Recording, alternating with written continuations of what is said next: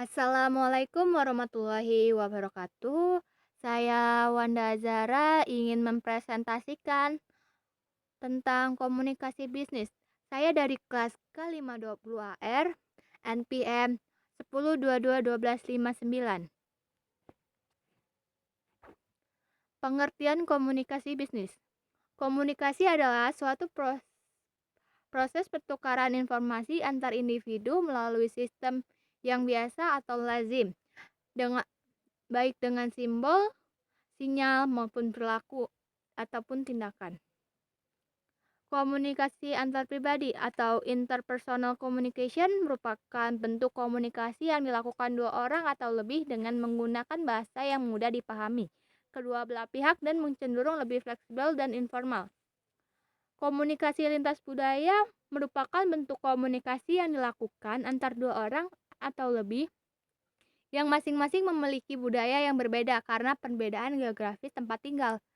Sedangkan komunikasi bisnis adalah komunikasi yang digunakan dalam dunia bisnis yang mencakup berbagai macam bentuk komunikasi, baik verbal maupun verbal, untuk mencapai tujuan tertentu.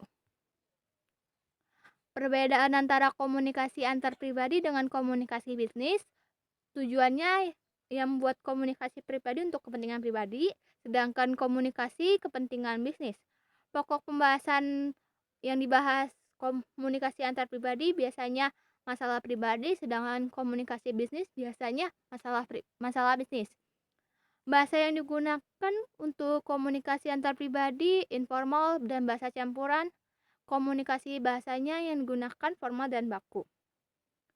Format penulisan untuk tulisan surat itu komunikasinya biasanya pribadi, yaitu tidak standar dan fleksibel. Kalau untuk komunikasi bisnis sendiri menggunakan format penulisan standar.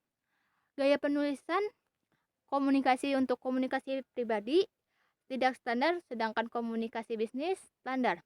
Kertas yang digunakan tanpa kop surat, sedangkan komunikasi bisnis dengan kop surat.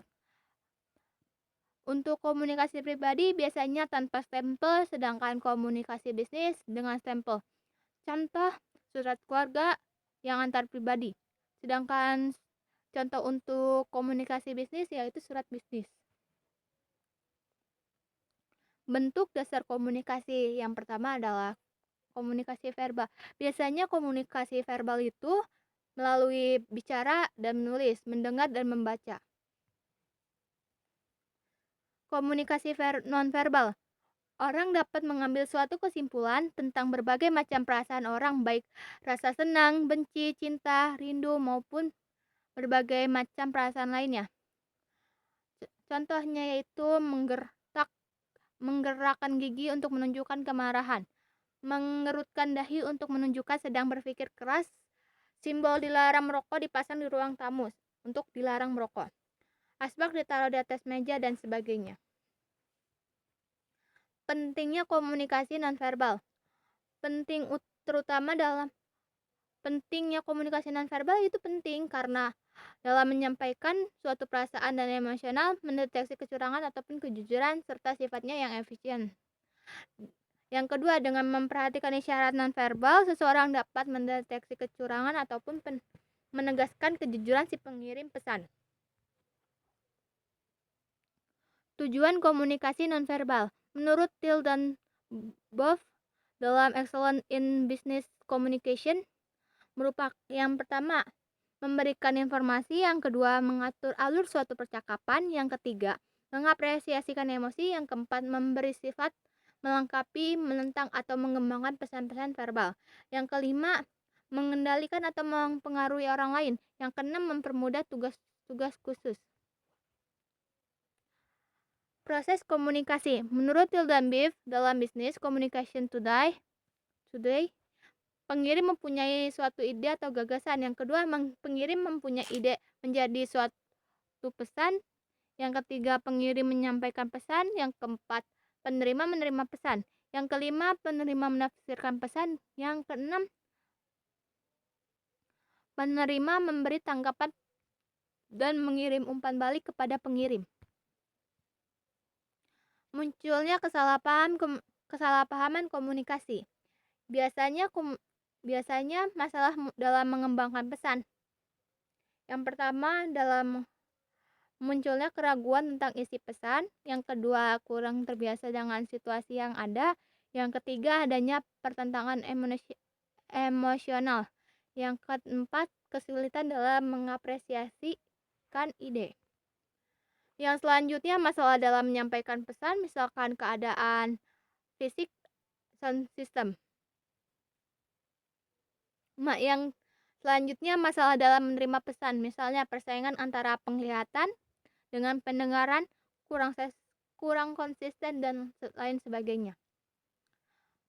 Yang selanjutnya, masalah dalam menafsirkan pesan, biasanya perbedaan latar belakang, perbedaan penafsiran kata, perbedaan reaksi emosional. Bagaimana memperbaiki komunikasi? Ya, membuat suatu pesan secara lebih berhati-hati. Isinya katakan apa saja yang dikehendaki oleh kalian. Menggunakan bahasa yang jelas, sederhana, mudah dipahami, dan tidak bertele-tele. Terus yang selanjutnya, tekankan poin yang penting. Yang selanjutnya ada meminimalkan gangguan dalam proses komunikasi, misalkan pemilihan saluran komunikasi yang hati-hati, menyampaikan pesan secara lisan ataupun efektif dalam suasana nyaman, teratur, rapi, dan lain sebagainya. Yang selanjutnya, mempermudah upaya umpan balik antara pengirim dan penerima pesan. Sekian presentasi dari saya. Wassalamualaikum warahmatullahi wabarakatuh.